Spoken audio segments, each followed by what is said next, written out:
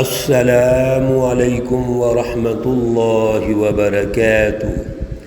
اعوذ باللہ من الشیطان الرجیم، بسم اللہ الرحمن الرحیم۔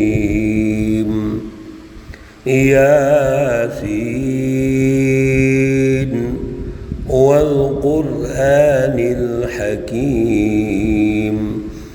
إنك لمن المرسلين على صراط مستقيم، تنزيل العزيز الرحيم۔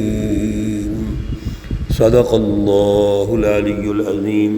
اللهم صل على سيدنا ومولانا محمد النبي الأمي وعلى آلہ واصحابہ وبارک وسلم وصلی علیہ۔ معزز سامعین و سامعات، الحمدللہ کل ہم نے سورۃ یاسین مکمل کی تھی۔ آج کوشش کریں گے اس سورہ مقدسہ کے اہم مضامین، اہم نکات، چند ایک جو زیادہ اہم ہیں ان کو ہائی لائٹ کریں گے تاکہ ہمیں اس سورہ مقدسہ کی تکمیل کے بعد یہ واضح ہو جائے اللہ رب العزت کن اہم نکات کی طرف ہماری توجہ دلا رہے ہیں۔ ہم نے یہ گزارش کی تھی جب سورہ یاسین کا آغاز کیا تھا کہ اس سورہ مقدسہ کا ایک تسلسل ہے پچھلی صورت کے ساتھ۔ سورۃ فاطر میں اللہ رب العزت نے انسانی فطرت، اس کی ساخت، اس کی ذمہ داریاں ارشاد فرمائیں، اس کے دائرے ارشاد فرمائے، اور پھر مثالیں دے کر انسانی فطرت کو سمجھایا۔ اس سورہ مقدسہ میں، سورہ یاسین میں، انسانی فطرت کو اجاگر کیسے ہونا ہے، اس میں نکھار کیسے پیدا ہوگا، اس کے ذرائع کیا ہے۔ اللہ رب العزت نے آغاز میں ہی والقرآن الحکیم، سب سے پہلے قرآن حکیم کتاب مقدس کی قسم اٹھا کر یہ ارشاد فرمایا کہ اصل میں جو انسانی فطرت میں نکھار پیدا کرنے والی بنیاد ہے وہ قرآن حکیم ہے۔ اب اس کلام مقدس کو دنیا کے سامنے کس نے پیش کیا؟ انک لمن المرسلین، وہ رسول اللہ صلی اللہ علیہ وسلم ہے۔ تو یہاں نقطہ اصل میں یہ ہے کہ انسانی فطرت کو اجاگر کرنے کے لیے جو بنیادی اصول و ضوابط ہیں، بنیادی فلسفی ہے، وہ قرآن حکیم ہے۔ اسی کو آگے علی صراط مستقیم کہا۔ ایک بات تو یہ ہے کہ یہ اللہ کی طرف سے صراط مستقیم ہے، سیدھا راستہ ہے، اور اس کی وضاحت تو ہم کر چکے ہیں کہ سیدھا راستہ وہ ہوتا ہے جو منزل تک پہنچائے، جو ہر اعتبار سے کسی بھی خامی اور کمزوری سے پاک اور صاف ہو۔ تنزیل العزیز الرحیم، اور پھر راستہ بھی ایسا جو اللہ کی طرف سے نازل کرتا ہے، اور اللہ رب العزت بھی ایسے جو غالب ہے، رحم کرنے والے ہیں۔ اس لیے بنیادی طور پر جو نقطہ نمبر 1 ہے وہ تو انسانی فطرت کو اجاگر کرنے کی جو بنیاد ہے اس کا ذکر ہے، وہ کلام مقدس قرآن حکیم ہے، صراط مستقیم ہے، اللہ کی طرف سے ہے، اور اس کو پیش کرنے والے کون ہیں؟ وہ رسول اللہ صلی اللہ علیہ وسلم ہے۔ انک لمن المرسلین۔ میرے عزیزو، یہ جو دروس ہم سنتے ہیں، آپ سن رہے ہیں، اصل میں یہ توجہ کے لیے ہے۔ الفاظ کا ترجمہ آنے کے بعد اس پہ غور و فکر ضروری ہے۔ اب اللہ رب العزت رسول اللہ صلی اللہ علیہ وسلم کے منصب کو ارشاد کرتے ہیں لتنذر قوما ما انذر آباؤہم فہم غافلون۔ آپ صلی اللہ علیہ وسلم کا منصب یہ ہے کہ آپ اس قوم کو ڈرائیں، قریش مکہ، کفار مکہ، مشرکین مکہ کو ڈرائیں، یعنی ان کو وہ تمام سسٹم بتائیں، رہنمائی دیں جو صراط مستقیم ہے۔ لقد حق القول علی اکثرہم فہم لا یؤمنون۔ اب آگے سے سب سے بڑی بات یہ ہے کہ جب رسول اللہ صلی اللہ علیہ وسلم نے ان کو ڈرایا، رہنمائی دی، تو آگے سے وہ مخالف ہو گئے۔ ان میں سے اکثر ایسے ہیں جو ایمان نہیں لائے۔ یہاں اب دو نکتے ہیں۔ ایک تو یہ ہے کہ رسول اللہ صلی اللہ علیہ وسلم نے دعوت کا جب آغاز کیا تو مکہ المکرمہ کی سوسائٹی میں آپ کی جو جماعت ہے وہ تھوڑی تھی، اور یاد رکھیے جب بھی سچی جماعت کی کسی دور میں بھی تشکیل ہوگی تو وہ اس وقت کے ماحول کے مطابق تھوڑی نظر آئے گی۔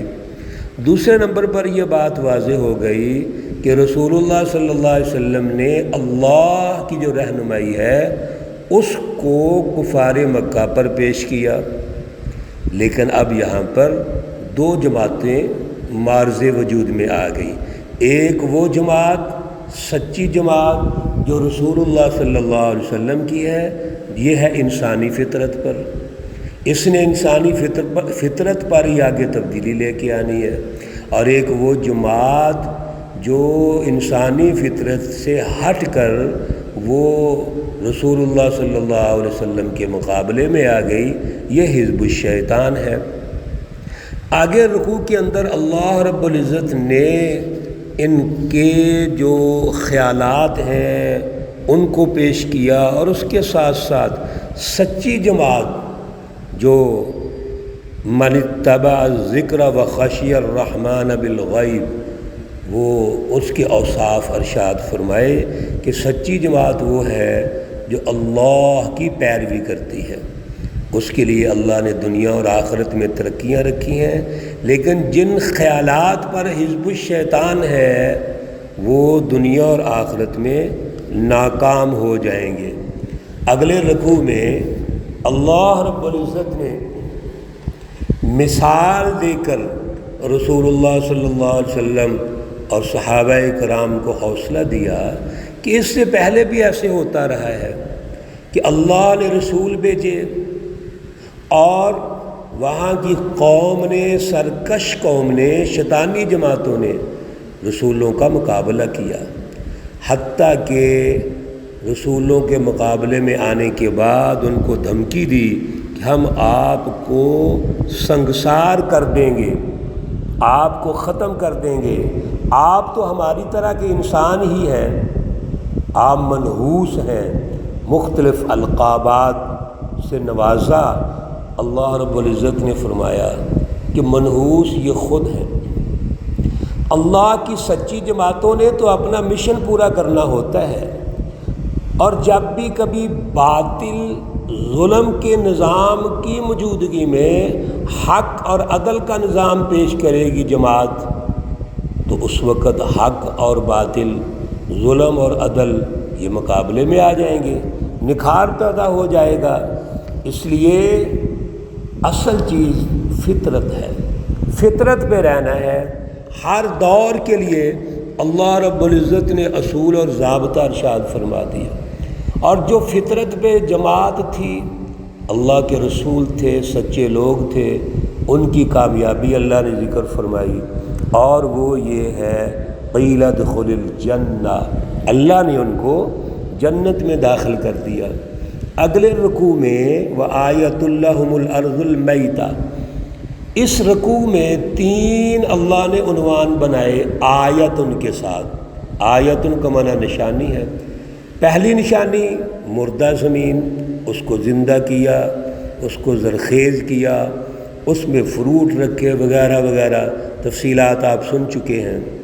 پھر دوسری جو نشانی ہے اللہ رب العزت وآیۃ لہم اللیل، رات کے حوالے سے اللہ تعالیٰ ارشاد فرماتے ہیں کہ یہ بھی نشانی ہے۔ تو رات اور دن اور پھر سورج کا طلوع ہونا اور یہ پورا شمسی نظام، قمری نظام، یہ اللہ کی کائنات کی دوسری نشانی۔